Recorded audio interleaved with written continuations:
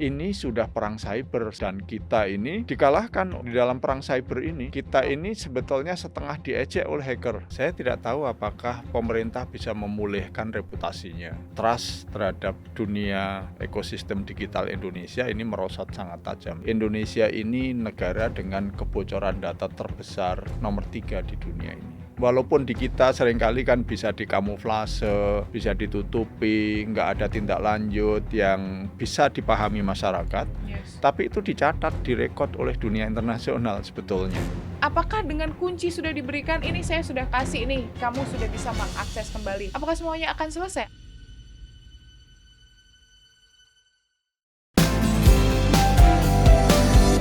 Sudut Dengar Parlemen. Balik di Sudut Dengar Parlemen, masih sama Nadia Kanaya. Nah, Nadia mau membahas sesuatu yang kemarin ramai di media sosial soal peretasan data nasional. Ini kan Pusat Data Nasional PDN ini kemarin diretas sama salah satu oknum dari luar. Kita belum tahu sih sebenarnya siapa oknumnya, siapa orangnya yang melakukan peretasan ini. Nah, sebenarnya sudah diberikan katanya untuk kuncinya, tapi apakah ini setelah diberikan semua permasalahan selesai? Apakah kecemasan masyarakat gimana dengan data-data kita? Kan kita sudah memberikan datanya tuh. Sebenarnya yang diretas adalah data-data dari kementerian dan lembaga, tapi termasuk dengan data-data yang ada di situ ya pasti data-data masyarakat. Nah, gimana nih nanti? Gimana kemarin Komisi 1 udah rame, udah kenceng banget ngobrol bareng sama Menteri Kominfo juga sama BSSN. Kita bahas secara lebih jelasnya karena sudah ada anggota Komisi 1 DPR RI Bapak Sukamta dari fraksi PKS yang hadir ke sini menemani Nadia. Apa kabar Bapak? Sehat? Kabar baik, sehat. Wah, menyempatkan waktu untuk hadir dari sini. Sama-sama orang Jogja, Sugeng Rawuh Bapak. Nggih, kita mulai pertanyaannya nanti kalau pakai bahasa Jawa terus jadi ada subtitlenya nih nanti ya. Gimana nih Pak, dari tanggapan Bapak terkait dengan kemarin peretasan PDN ini? Di saat kita mau mengimplementasikan Undang-Undang Perlindungan Data Pribadi, ternyata ini menjadi ya bisa dibilang tamparan ya untuk kita ya. Gimana nih dengan, pasti masyarakat akan mulai cemas dengan hal ini gitu. Ya, dengan adanya peristiwa ini sebuah tragedi nasional menurut saya. Jadi Undang-Undang PDP menjadi tidak relevan lagi. Oke, gitu ya. Karena Undang-Undang PDP ini dibuat untuk melindungi data pribadi warga negara Indonesia. Nah, ketika ini diberlakukan justru seluruh data kementerian dan lembaga bisa dicuri orang, dikopi orang, dan kemudian dikunci, dienkripsi. Artinya, ya perlindungan undang-undang ini menjadi tidak relevan. Apa yang harusnya dilakukan dengan undang-undang ini nantinya? Saya tidak tahu apakah pemerintah bisa memulihkan reputasinya. Jadi tamparan terbesar sebetulnya ini bab trust, bab kepercayaan warga, kepercayaan bisnis, lingkungan bisnis, dan juga kepercayaan dunia internasional terhadap negara Indonesia. Ya, betul. Saya kira ini yang paling penting untuk segera diantisipasi, dimitigasi selain pelayanan yang segera dipulihkan. Karena saya dengar banyak perusahaan asing yang punya cabang di Indonesia sekarang mulai menurunkan tim ke Indonesia untuk ngecek apakah mereka punya cadangan backup data atau tidak, apakah sistemnya aman atau tidak, dan dicek, diaudit satu persatu. Itu menunjukkan bahwa memang trust terhadap dunia ekosistem digital Indonesia ini merosot sangat tajam dengan kasus ini. Karena memang media-media asing pun memblow up informasi ini Pasti, karena ini peristiwa yang sangat besar sebuah negara di mana pemerintahnya, seluruh kementerian, lembaga, dan sampai pemerintah daerah itu menyimpan data di satu tempat. Saya belum mendengar itu ada di negara lain dan kemudian data itu dihack oleh hacker. Hacker itu bukan orang per orang ya. Hacker itu kelompok, geng, dia sangat kuat, orangnya banyak, ahlinya banyak, dananya besar. Dia risetnya juga sangat canggih. Dia harus bisa menembus software-software aplikasi security yang terbaru di seluruh dunia, dia harus bisa mengatasi. Jadi para hacker ini komplotan yang sangat luar biasa, terorganisir. Bapak kemarin saat melakukan rapat dengan Menkominfo disampaikan kalau di paparannya yang disampaikan adalah Indonesia ini terkait dengan pertahanan cyber di tahun 2022-2023 ada di peringkat ke-20. Yang artinya dari 1 sampai 20 kita berada di peringkat yang terbawah gitu kan. Artinya memang kita harus benar-benar melakukan perbaikan dalam hal ketahanan cyber kita. Kalau Bapak melihat ini seberapa kuatkah Indonesia untuk melakukan perubahan ini dengan tamparan peristiwa ini juga ya? Sebelum kasus PDNS ini, salah satu lembaga riset internasional di dunia cyber security mengatakan Indonesia ini negara dengan kebocoran data terbesar nomor 3 di dunia ini. Wow. Jadi terlalu sering data-data Kita penting dalam jumlah yang sangat masif itu bocor.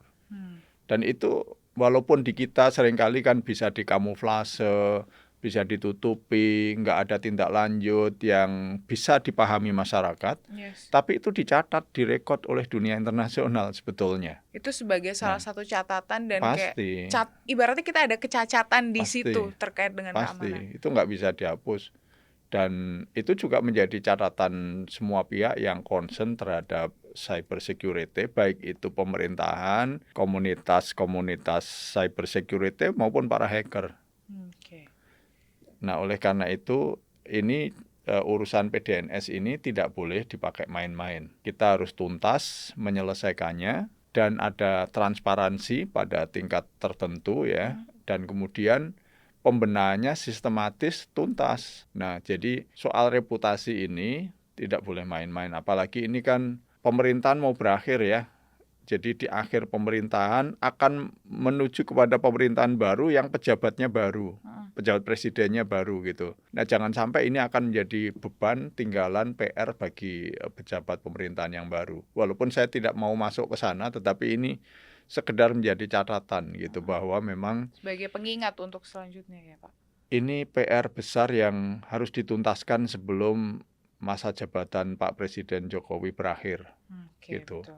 Kami di DPR Komisi 1 ingin membantu.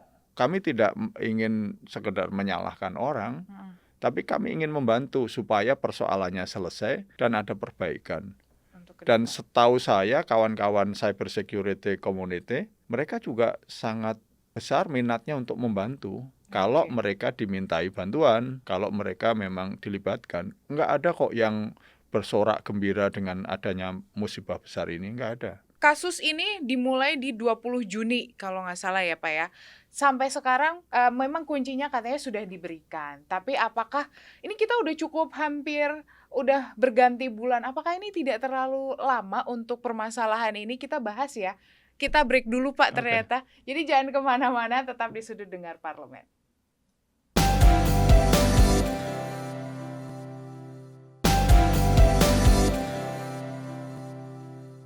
Kembali lagi di Sudut Dengar Parlemen, masih sama Nadia dan Pak Sukamta. Kita masih mau melanjutkan soal peretasan PDNS ini ya. Nah Pak, kemarin kita sudah tahu kalau peristiwa ini terjadi di 20 Juni. Sampai sekarang sudah diberikan kuncinya memang, iya kan? Tapi apakah ini tidak terlalu lama sampai sekarang? Dan apakah dengan kunci sudah diberikan, ini saya sudah kasih nih, kamu sudah bisa mengakses kembali? Apakah semuanya akan selesai atau masih akan, ya harusnya ada koreksi lagi dong, jangan sampai kayak gini lagi dong. Ya, ada dua persoalan berarti yang ditanyakan kan. Yang pertama soal apakah ini cukup lama atau tidak. Begini, persoalannya satu soal layanan yang terganggu. Masyarakat itu kan punya hak untuk dilayani 24/7, 7 days a week kan. Jadi 24 jam perlu dilayani. Dengan terganggu ini beberapa lembaga tidak bisa melayani secara optimal. Dan yang paling krusial cukup banyak, ada pajak, ada imigrasi, saya dengar beberapa instansi yang lain, tetapi yang sekarang ini menentukan nasib orang per orang cukup banyak adalah data tentang penerima beasiswa KIP untuk mahasiswa. Siswa didik baru juga. Sekarang ini kan saatnya penentuan siapa yang dapat KIP, saatnya pendaftaran kan. Ya, betul. Coba bayangkan kalau ini kita harus mendaftar ulang dan kemudian ada yang tercecer dari 800.000 sekian, kalau tercecer 100.000 itu terlalu gede. Jangankan 100.000, tercecer 1.000 itu sudah masih cukup besar. Tercecer satu orang fakir miskin sudah diterima di universitas, terus tiba-tiba beasiswanya hilang. Ini itu hak orang. Negara harus berikan satu sisi yang lain peluang pengentasan kemiskinan dengan mobilitas vertikal hilang gitu loh. Jadi ini nasib anak-anak bangsa yang secara serius harus dipikirkan oleh pejabat pemerintahan dengan adanya tragedi ini. Yang kedua soal setelah kunci diberikan, what's next gitu. Memang ketika kunci diberikan, ini harus dicek apakah kunci ini berfungsi penuh atau tidak. Yang kedua, apakah di dalamnya ada malware yang disusupkan di dalam kunci itu atau tidak. Yang ketiga, apakah kunci itu berfungsi untuk membuka semuanya atau sebagian. Terus apakah data itu sudah dikopi atau belum oleh si pemilik ransomware ini gitu. Nah, jadi itu PR selanjutnya. Kemarin kan di RDP dengan Komisi 1, Kepala BSSN maupun Menkominfo dengan sangat confident mengatakan bahwa ini data belum keluar. Nah, jadi artinya belum dikopi gitu. Nah, memang ukurannya masih sama, artinya tidak digerogotin. Tetapi kan data itu soal babnya bukan diambil dibawa keluar, tapi dikopi. Nah, di dalam ransomware saya bacakan ya, itu kan mengatakan, we will wait for the second party to officially confirm that the key is working and the data is restored. Only after that, we will permanently delete the data. If the second party says that they have restored the data on their own or with the help of the third parties, we will publish the data. At least don't screw it up here. Artinya apa? Artinya ini ada dua hal. Yang pertama adalah bahwa si hacker itu ternyata memiliki data PDN. Jadi klaim bahwa data itu tidak keluar ternyata tidak benar gitu. Saya kira itu juga ada pertanggungjawabannya loh, karena itu di rapat resmi di Komisi 1. Hackernya mengatakan we will publish the data. Loh, kalau dia nggak punya data kan dia nggak bisa ngancam akan mempublikasikan. Jadi ini bertentangan dengan apa yang disampaikan di rapat bahwa data itu belum bocor. Yang kedua, ya kesimpulan dari perbincangan ini adalah serangan ini terlalu mudah. Bukan hanya melumpuhkan sistem, mengelabui seluruh indikator, parameter keamanan, security, tapi bisa mengcopy data dibawa keluar dan tidak ketahuan.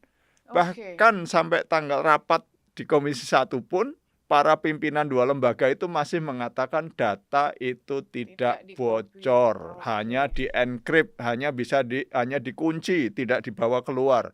Jadi ini tentu juga menjadi keprihatinan kita bersama karena ini bertentangan juga dengan klaim bahwa selama ini perlindungan sudah hebat, ya kan, data proteksinya sudah hebat seperti pertanyaan tadi yang pertama tadi.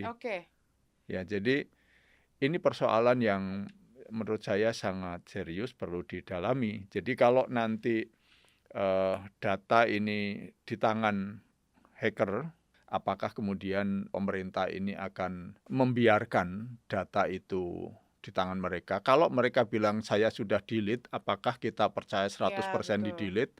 Atau mereka punya backup sebelum di delete? Dan apakah backup itu hanya untuk koleksi pribadi, kebanggaan jadi trofi gitu, saya sudah pernah menghack PDNS gitu, atau itu dijual ke pihak berikutnya, pihak ketiga. Jadi saya kira ini akan menjadi PR berikutnya ketika misalnya sistem itu bisa dipulihkan, layanan bisa berjalan lagi, tetapi apakah data-data yang sudah dicuri orang itu akan dibiarkan dan kita melakukan business as usual sebagai pemerintahan, misalnya KTP gitu. Apakah misalnya KTP yang sudah bocor kemana-mana, sidik jari yang sudah bocor kemana-mana, data-data yang lain yang sudah bocor kemana-mana itu akan tetap dipakai oleh atau dibuat lagi kementerian lembaga atau harus memperbarui atau harus lagi. memperbarui sistem Oke. gitu. Karena kalau dipakai lagi sementara yang asli itu diduplikasi oleh orang, Mm-mm. apakah ada jaminan keamanan nggak dipakai untuk hal-hal yang kriminal? Oke, Gitu. betul. Saya mau menanyakan lagi, Pak. Ada sebuah podcast yang menyampaikan kalau yang sedang berlatih untuk menghack-hack ini, anak-anak yang sedang berlatih ini, situs yang paling mudah adalah situs pemerintah. Nanti jawabannya jangan kemana-mana ya, tetap di Sudut Dengar Parlemen.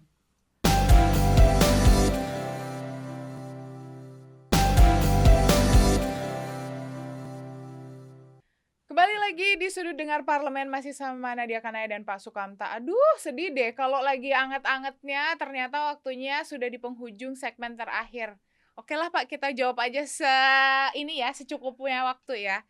Gimana dengan yang disampaikan di podcast itu? Kalau ternyata memang situs pemerintahan ini adalah situs termudah untuk diretas.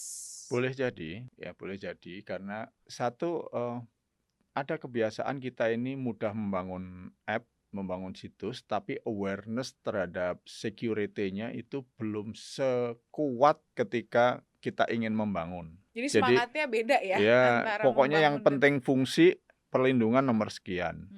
Terus orang-orang yang terlibat di dalam urusan IT, baik sebagai kreator orang IT maupun pengguna laptop, pengguna desktop yang tersambung dengan sistem IT itu, awareness terhadap security-nya masih lemah. Misalnya gini, kadang-kadang kita ini menerima hadiah microchip yang bisa dicolok, dikasih giveaway. Rata-rata kita happy kan, seneng gitu. Terus tanpa sadar kita pengen cek ada isinya enggak. Kalau enggak ada isinya kita pengen manfaatin di isi ini itu. Langsung kita colokin ke komputer kantor. Ada jaminan enggak bahwa itu tidak dimasuki malware? Yes, betul banget sih. Nah, ini kan tradisi yang unawareness, ketidakwaspadaan terhadap cyber security. Nah, itu membuat sistem di kementerian, lembaga, Pemda, dan banyak kantor di Indonesia itu rata-rata lemah atau vulnerable.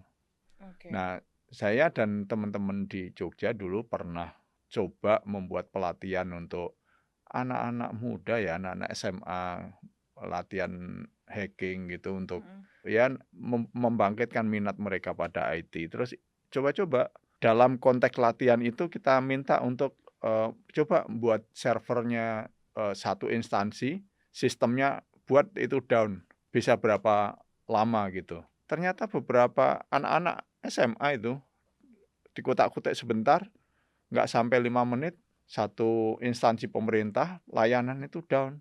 Tapi semudah itu. Tapi kemudian setelah tahu dipulihkan. Artinya ini sekedar untuk latihan, bukan untuk kriminal. Artinya kita memang sebenarnya kemarin kan sebenarnya udah dikasih nih Pak sama kelompok Brain Chips. Katanya oke, saya kasih ini kuncinya gitu. Tapi dia juga memberikan notes ke kita kalau tolong berikanlah orang-orang yang memiliki kemampuan yang lebih untuk bisa membangun keamanan dari data kita ini. Sampai si Brain Chip-nya aja sudah memberikan begitu baiknya, mengembalikan kuncinya, memberikan notes. Brain Chip. Gimana nih Pak? Ya, satu sisi saya kagum ya. Ternyata si Brain Chip ransomware ini cinta NKRI. Ya. Baik hati gitu. Setelah dia hacking, mencuri data, dia kasihkan key-nya dengan gratis. Padahal tadinya mintanya 8 juta. Awalnya minta 8 juta gitu. Terus kemudian dia masih kasih peringatan-peringatan. Itu luar biasa loh. Saya belum pernah rasanya mendapati hacker yang sebaik hati itu. Kalau dulu FBI itu bersama Interpol ngerebek di Eropa Timur sana, setelah markasnya ketemu, ditangkap itu, baru mereka membagikan key, kunci-kunci dari ransomware-nya itu untuk mendekripsinya dan kemudian diberikan pada korban. Artinya dipaksa. Nah ini kan sukarela nih dengan himbauan-himbauan gitu kan.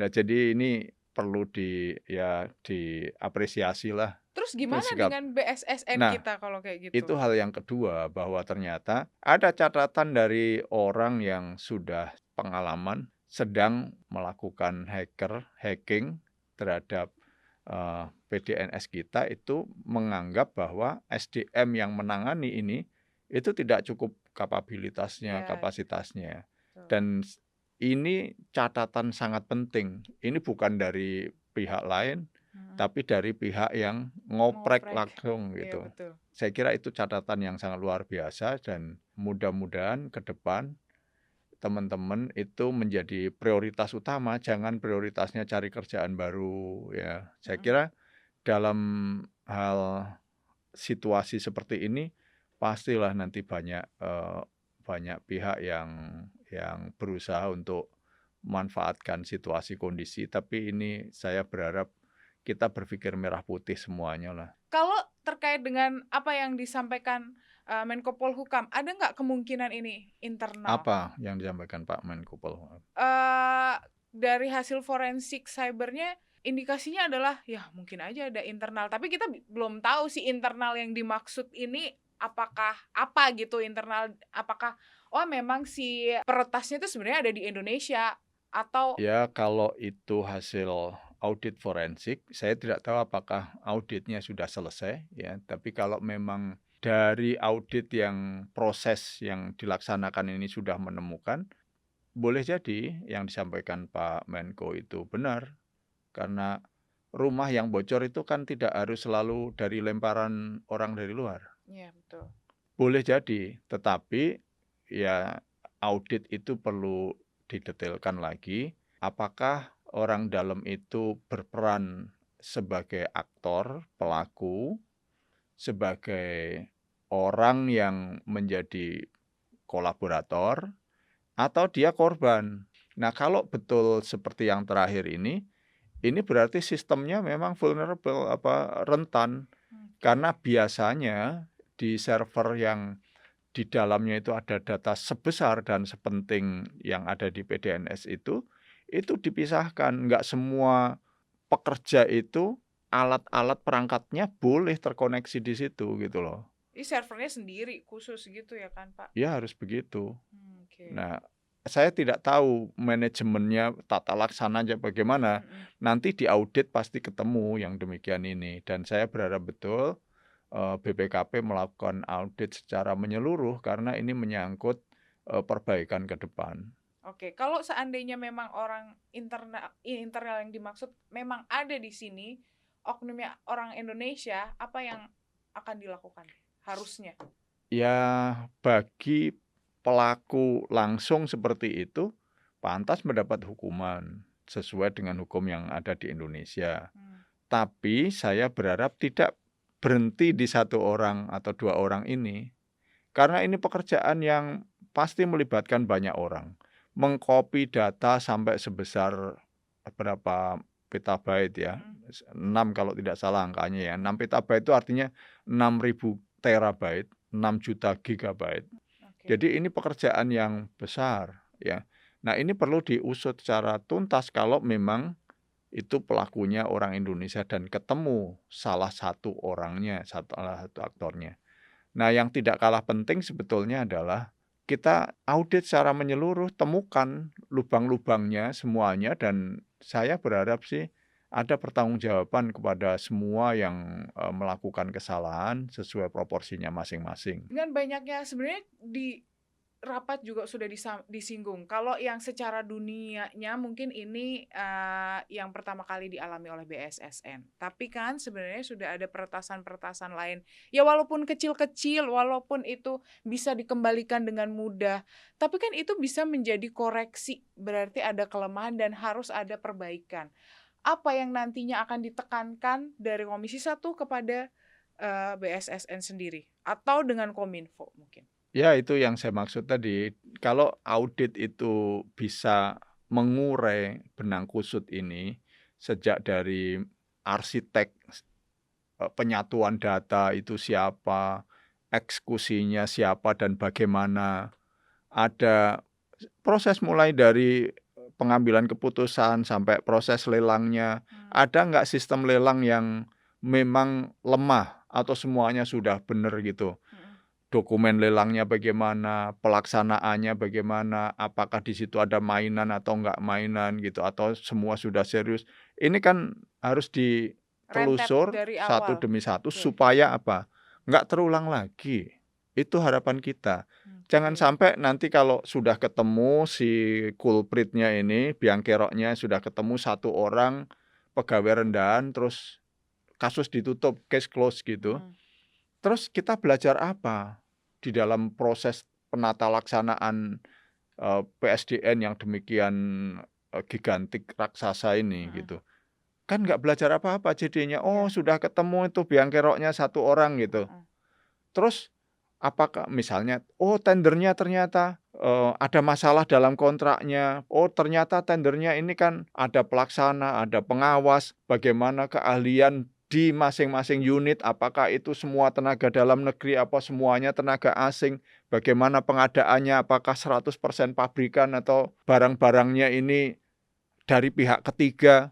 Nah, apakah ada audit memastikan barang-barang yang masuk ke dalam server dari pihak luar itu betul-betul secure, aman, tidak ada malware, tidak ada backdoor yang dipasang gitu. Iya, betul. Ini kan semua perlu dipastikan, perlu diungkap gitu oleh audit BPKP, dan saya percaya BPKP punya kemampuan itu, integritasnya luar biasa ya. Nah, jadi kita pengen supaya kita semua belajar sehingga ada betul-betul ada perbaikan. Ya, saya sih melihat pertasan PSDN yang di dalamnya itu ada data-data vital strategis nasional yang seluruh kementerian dan lembaga pemerintah daerah yang katanya ada yang mengatakan lebih 210, ada yang mengatakan 282 kementerian, lembaga, dan Iya, Pemda. Ini nggak main-main. Ini sudah perang cyber sebetulnya. Dan kita ini dikalahkan di dalam perang cyber ini. Sudah bisa dibobol dengan mudah ternyata. Datanya di-copy oleh hacker dan kita ini sebetulnya setengah diejek oleh hacker. Udah deh, saya kasihan pada kamu, saya kasih deh kuncinya. Tapi kamu benahi ya gitu. Jadi kan ini kayak tamparan yang sangat luar biasa gitu loh. Kalau kita ini mensikapi secara serius. Tapi kalau kita mensikapinya seperti, oh ya ternyata lemah ya kita ini ya. Oh ternyata ada hacker. Seperti yang disampaikan para pejabat. Kita nggak nyangka kalau pusat data itu ternyata diserang dengan hebat oleh hacker gitu. Loh, sudah jelas kita di dunia digital seperti ini kok buat keputusan besar nggak nyangka kalau ada serangan gitu loh. Jadi saya berharap betul supaya audit dilakukan tuntas, detail. Untuk bukan mencari siapa yang salah, bukan mencari kesalahan, untuk perbaikan kita sebagai bangsa ke depan. Oke, terima kasih Pak Sukamta sudah hadir, sudah memberikan informasi terkait dengan Pusat Data Nasional PDNS, jadi ketukar kan. PDNS ini semoga bisa menjawab kekhawatiran semuanya ya. Kita tunggu juga nanti gimana setelah adanya pemberian kunci dari Brain Chip ini, apakah akan ada langkah-langkah strategis selanjutnya untuk mengamankan data-data kita. Nah, kita tunggu dari Komisi 1 nantinya ya. Jadi, terima kasih yang sudah nonton Sudut Dengar Parlemen. Terima kasih Pak Sukamta. Terima kasih buat kerabat kerja yang bertugas. Terus saksikan Sudut Dengar Parlemen. Akhir kata saya Nadia Kanaya. Terima kasih dan dadah. Sampai jumpa.